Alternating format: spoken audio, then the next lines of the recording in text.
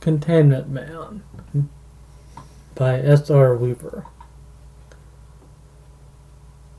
During the interwar years, both French-speaking and Japanese regions were completely obliterated during the bombing raids by French and Japanese loyalists, which caused the majority of the damage to the New York and San Francisco Bay Area, with minor outlying territories being initial safe havens for the Amanaza.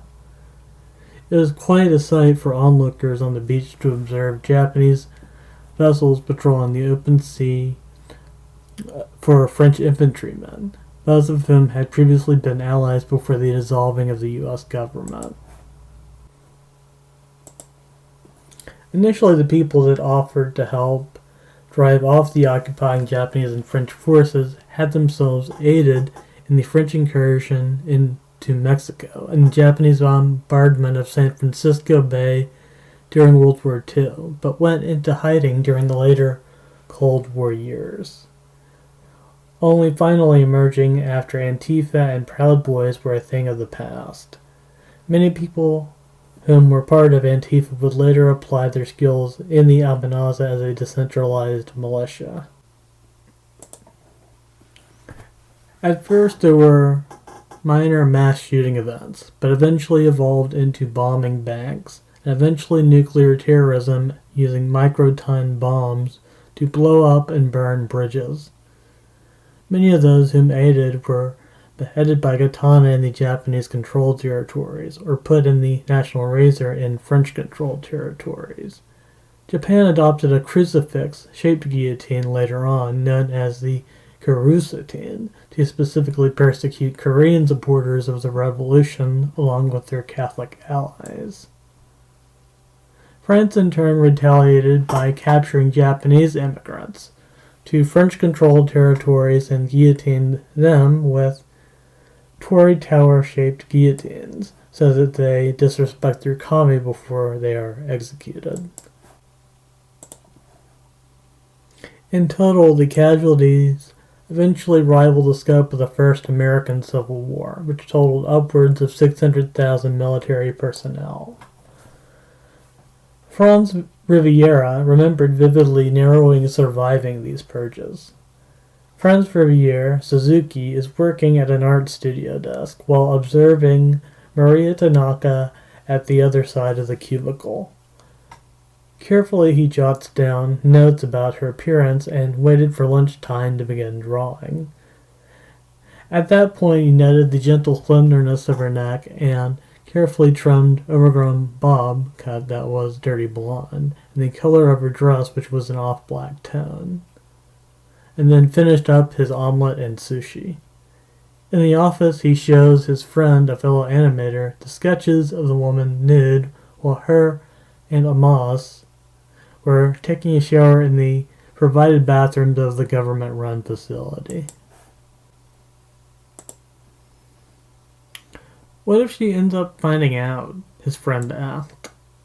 Don't worry, it's always outside the bathroom entrance where I sneak glimpses. I tend to be at the men's restroom drinking from a water fountain. Maria Tanaka overhears the conversation but pretends not to out of politeness and comes over to greet them. Bonjour. Have you seen the river outside the window? It's like an impressionist painting, is it not?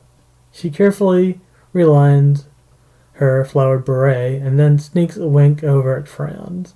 I'd like to see your sketches later.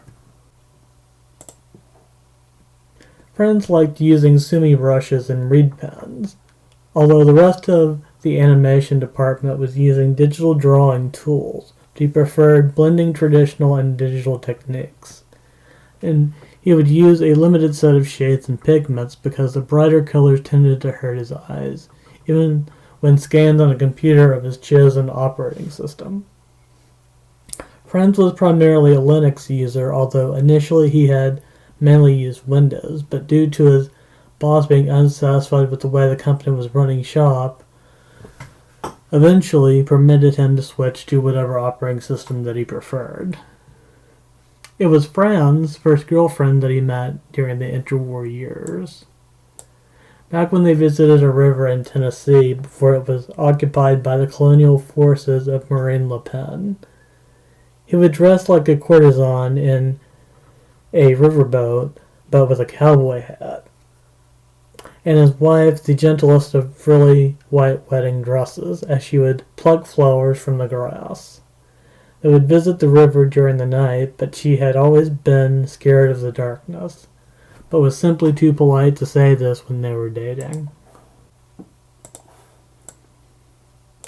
But one day they arrived when France was fending off invading Japanese guerrilla forces, and she was caught in the crosshairs of machine guns, and the memory of her choking on her own blood continued to this day to give him nightmares and require him to seek counseling.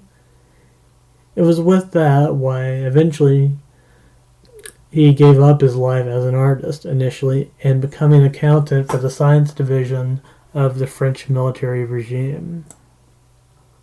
They promised him free access to medication in exchange for the duties, but it always troubled him that when accounting for records that in the reports included DNA swabs from local Korean residents, whom had always been treated more kindly by the French than the Japanese forces.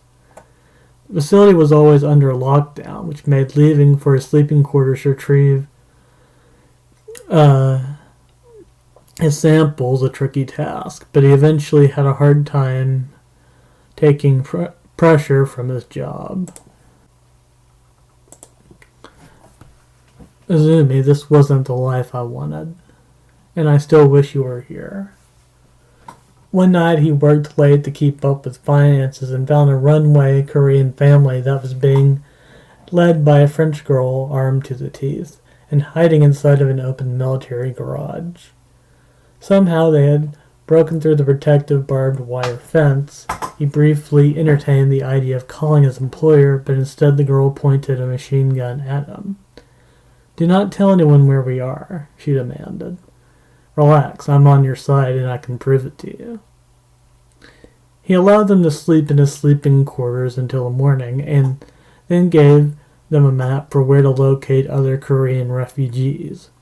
Part of this was because of his fear of the French army not being entirely forthright about their general acceptance of refugees.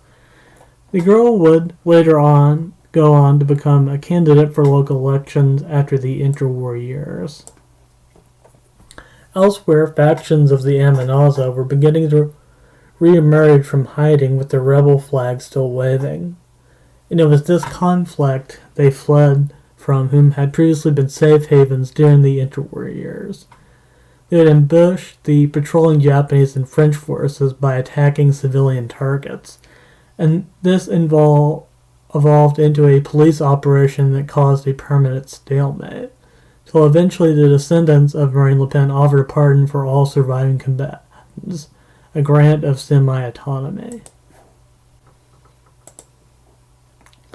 Franz Riviere eventually became overwhelmed with his duties and broke into the lab for which he had to account for their finances, and discovered that instead of being a safe haven for Korean refugees whom had fled the Japanese forces, instead the French were conducting science experiments on ones whom had died, with their body parts being used to create cyborg bodyguards, who would obey their every command during police operations.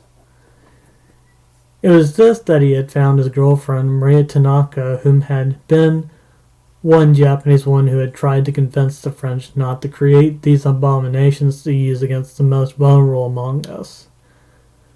Together they took the survivors, whom had been in captivity for a very long time, and caught up with the French advocates of the Koreans, Ana la Savusa.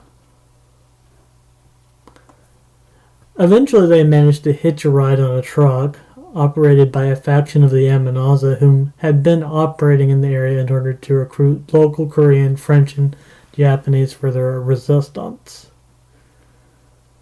Finally, Maria and Franz could apply their talent to one area they always knew that they could apply themselves in: propaganda for the Amanaza, the resistance to Japan and France, with the tricolor flag and the red center dot waving true.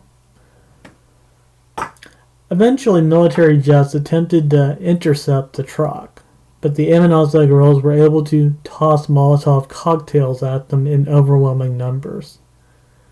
Eventually they were able to hide once they reached the Os Azuzasos, whom had been developing a new sanctuary city underground.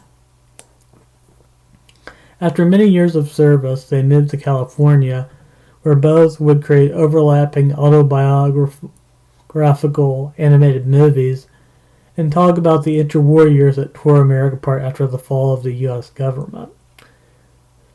Franz and Maria would eventually marry, with both wearing kimonos in the early hours of the morning, while drinking cups of coffee, watching reruns of their collaboration. And with that, Franz was able to have the peace that he always wanted.